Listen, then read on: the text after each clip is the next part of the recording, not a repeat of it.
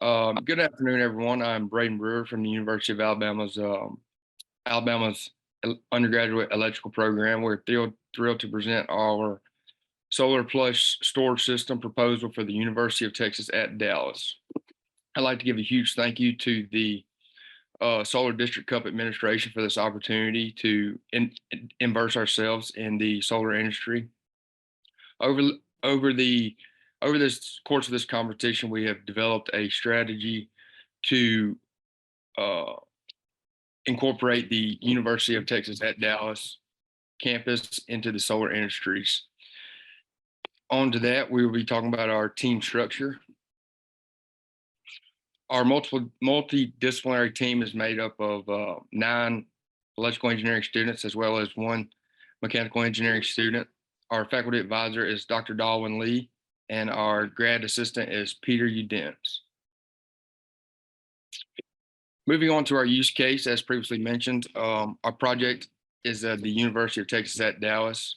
Our project focused on designing and installing PV systems across the University of Texas at Dallas with a primary emphasis on sustainability and adherence to all the rules and regulations. In the selected buildings, we strategically considered factors such as orientation and energy consumption to maximize efficiency. Through the meticulous design my team has used, which all designs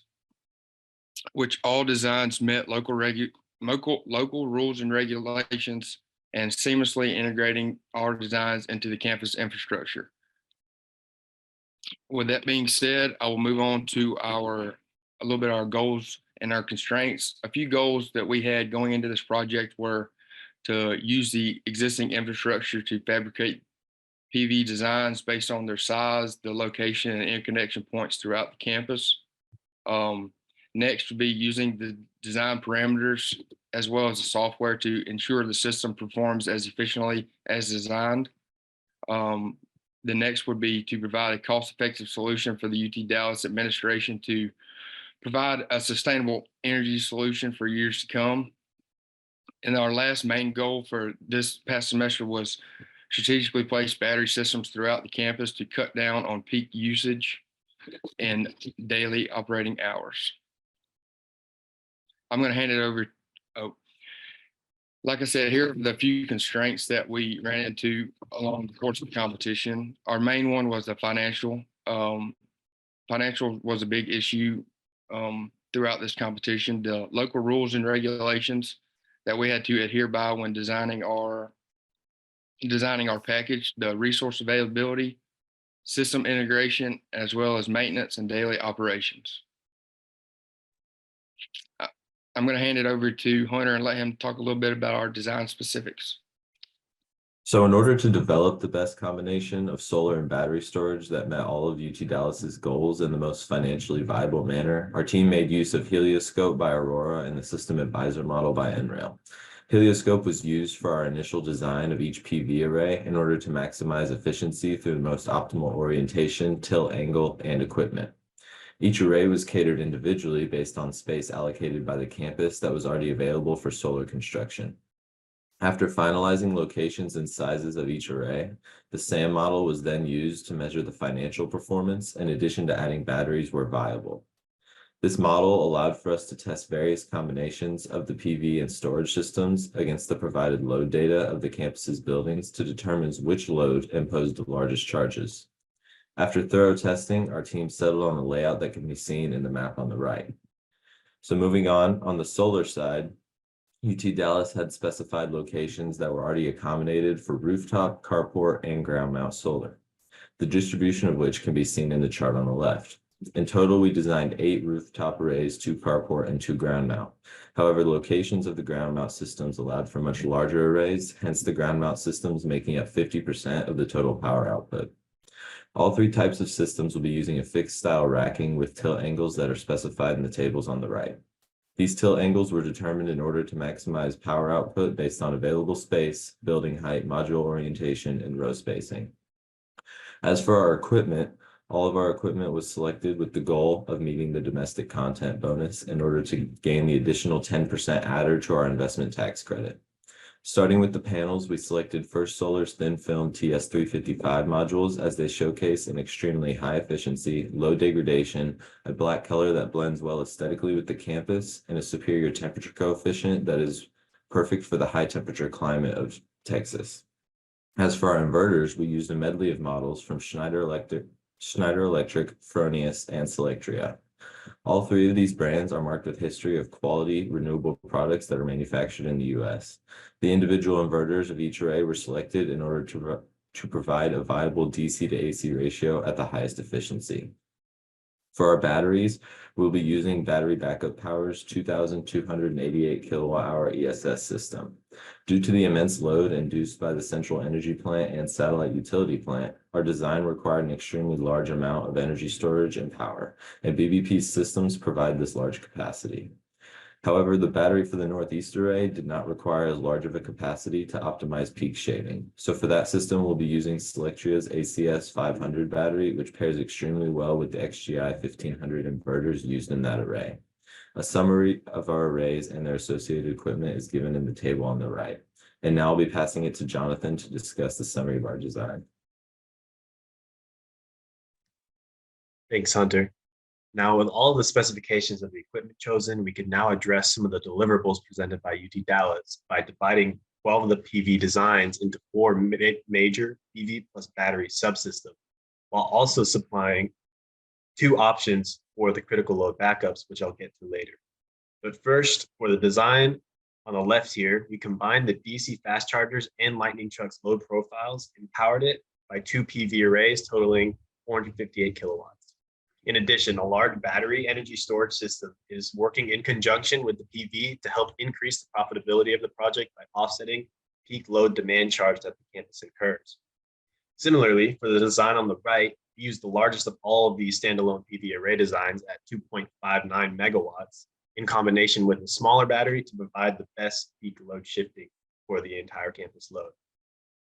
Now, for the critical loads, go back to that slide. For the critical loads, we were tasked to provide 1 to 2 hours of peak load backup in the chance of a power outage for both of these essential buildings on the UT Dallas campus. We have leveraged a total of 9 arrays for the critical loads, 4 for the satellite utility plant, and 5 for the central energy plant, both tallied up to just over a megawatt per load. For the battery energy storage systems, as mentioned earlier, both buildings have 2 options, one with more batteries and very large battery capacities, and one with fewer batteries and slightly lower battery capacity. Next slide, please. Now, the rationale behind these options is found behind the financial feasibility of the project as a whole. For the SUP building, the first option would be 4 batteries totaling at just above 9,000 kilowatt hours, which are capable of providing up to 2 hours of peak load autonomy in the event of a power outage. For option 2, we're proposing just 3 batteries with a total capacity of just under 7,000 kilowatt hours. This battery energy storage system can support the SUP's average load up to 1.5 hours or the SUP building's peak load for 1 hour. Having this smaller battery size enables the design's net present value to increase by upwards of $1.6 million. However, that does come at the cost of the energy resiliency of the critical loads. Here on the right, you can see the battery dispatch profiles for both options. And the time of a peak load is indicated by the small blue arrow. And you can see how option 1 is indeed able to support that peak load for a slightly longer period of time. But for more on the financials of the project, I'm going to toss you over to Kate. So for the financials, we used the model that was given to us by the competition. This is just some of the main things that we ended up changing. For the system inputs, we got the size of the system in watts and the estimated P50 annual rate directly from our Helioscope models. For the closing costs and fees, we took a $1 million portfolio and we split it amongst all of our systems based on their size. The third is the utility charge per kilowatt hour. This was around 2 cents for UT Dallas, which is a really low utility charge. The fourth is the other operating expenses. This involved the annual operations and maintenance cost per watt, and we got this from NREL's benchmarks for O&M.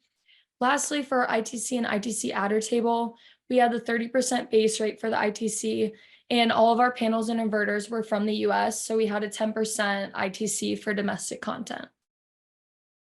So this shows all of our buildings that we designed on the left, and then To the right of that is the PPA price per kilowatt hour for all of our systems.